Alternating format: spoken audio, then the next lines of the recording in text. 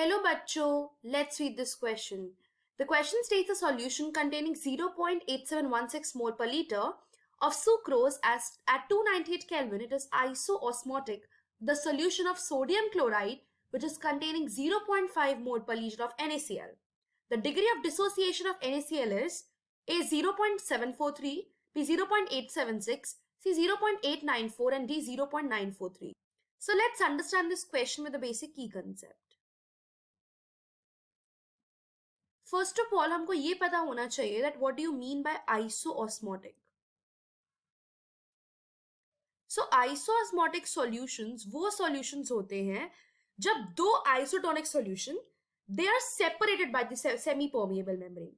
But उससे पहले we need to understand what are isotonic solutions. Isotonic solutions होते हैं जिनका सेम ऑस्मोटिक प्रेशर होता है. we'll understand osmotic pressure क्या होता है, but isoosmotic solutions वो solutions होते हैं when two isotonic solutions they are separated by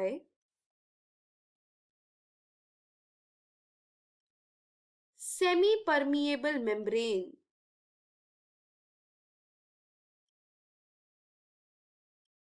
जब वो सेमी परमिएबल मेम्ब्रेन से अटैच्ड होगा, उनका ऑस्मोटिक प्रेशर सेम होगा, तो कोई भी मूवमेंट नहीं होगी सॉल्वेंट की. और जब कोई मूवमेंट नहीं होगी सो कोई ऑस्मोसिस नहीं होगा.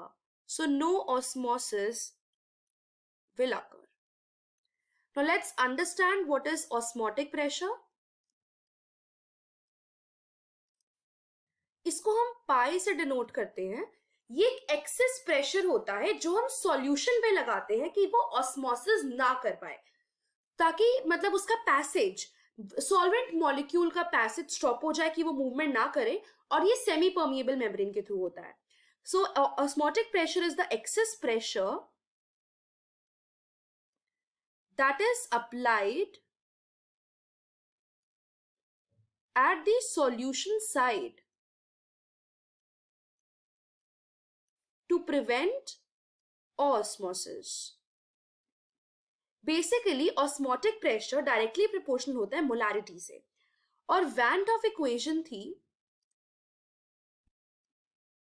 जो osmotic pressure के थ्रू दे रखी थी, that is pi equals to ICRT, जिसमें pi equals to I, C को हम number of moles by volume लिख सकते हैं. It is a concentration, R is the gas constant and T is a temperature. Now here what do you understand by I? And I or degree of dissociation का क्या formula होता है? Let's relate it. So I, it is the Van 't Hoff factor. ये basically बताता है कि कितना extent of association of या dissociation of molecules हो रहा है. So ये basically बताता है the extent of association of molecules, या तो molecule associate हो रहे हैं, dissociate हो रहे हैं. If यहाँ पे dissociation की बात चल रही है, so अगर कुछ molecules suppose dissociate हो गए, right? So dissociation हुआ, उससे क्या होगा? Number of particles जब dissociate होंगे तो पहले जितने पार्टिकल्स है उससे उसके बाद जब अगर डिसोसिएशन और हो गए किसी भी पार्टिकल की तो नंबर ऑफ पार्टिकल्स बढ़ जाएंगे. और उसके बाद क्या होगा? We know that colligative property वो भी बढ़ जाएगी क्योंकि नंबर ऑफ पार्टिकल्स बढ़ गया as it is dependent on number of particles. And we need to understand colligative property. Let us start at CP. वो इनवर्सली प्रोपोर्शनल होता है तो मॉलिक्यूलर मास. ठीक है. सो कॉलिगेटिव प्रॉपर्टीज जब increase होगी तो मॉलिक्यूलर मास डिक्रीज हो जाएगा. एंड मतलब पहले जितना मॉलिक्यूलर मास था उतना मॉलिक्यूलर मास की एबनॉर्मैलिटी दिखेगी एज डिसोसिएशन ऑफ मॉलिक्यूल्स हो गए. ठीक है. एंड आई की वैल्यू फॉर डिसोसिएशन हमेशा ग्रेटर देन 1 होती है.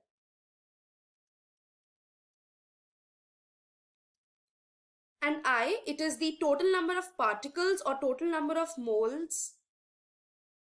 कितने बेसिकली आफ्टर डिसोसिएशन कितने मॉलिक्यूल्स हमको मिले after dissociation, and it is divided by the initial molecules और the number of moles before dissociation. This is the formula in case of dissociation. But अगर हमको degree of dissociation and I को link करना है, so the formula is alpha, that is the degree of dissociation,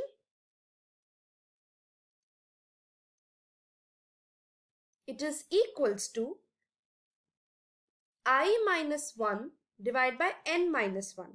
यहाँ पे n है number of ions that is produced per formula, or you can say produced per molecule, and I is the Van 't Hoff factor. So हमको alpha यहाँ से निकालना है क्योंकि हमको क्वेश्चन में डिग्री ऑफ डिसोसिएशन निकालना है NaCl का, and we have to calculate the I and n. So let's find it out. अगर एक सुक्रोज का सॉल्यूशन है एंड बोला गया है कि वो आइसोटोनिक है, isoosmotic with the solution of sodium chloride, right? अगर वो आइसोऑस्मोटिक है, we know that they will have the same osmotic pressure first, same osmotic pressure होगा. इसका मतलब ICRT for sucrose will be equal to the ICRT of NaCl, right? अब R and T are constant क्योंकि हमको temperature भी 298 kelvin दे रखा है, and that is the constant temperature जो दोनों के लिए है. Whereas we are given with the concentration of sucrose, that is if we rated this as 1 and this is 2, so हमको C1 दे रखी है 0.8716 and C2 दे रखा है 0.5 मोल पर लीटर, एंड ये भी मोल पर लीटर में दे रखा है. We need to understand कि I for sucrose it is 1. Why? क्योंकि sucrose is non-electrolyte, तो वो dissociate नहीं होता, but NaCl dissociate होता है to Na plus and Cl, right?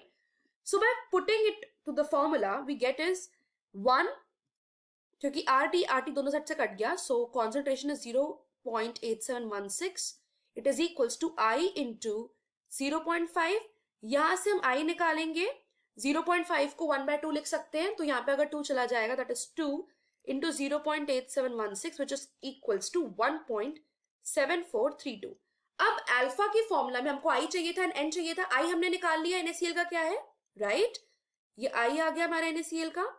Now will calculate the N, मतलब कितने मॉलिक्यूल्स या कितने हमको आयंस मिल रहे हैं. हमको पता है that NaCl it will dissociate to form Na plus and Cl minus. इसमें कितने आयंस हमको मिल रहे हैं? The number of ions we are getting is at 2. यहाँ पे 2 आयंस मिल रहे हैं एंड इनिशियल कितने थे? 1. सो अगर मैं इसमें भी पुट करूं तो आंसर n की वैल्यू 2 आएगी. Now putting the value of I and n in that formula, that is I minus 1 and n minus 1, we get it as, यहाँ पे आएगा 1.7432 minus 1 and n की जगह हम 2 minus 1 डालेंगे. This will be 0.7432 is the answer.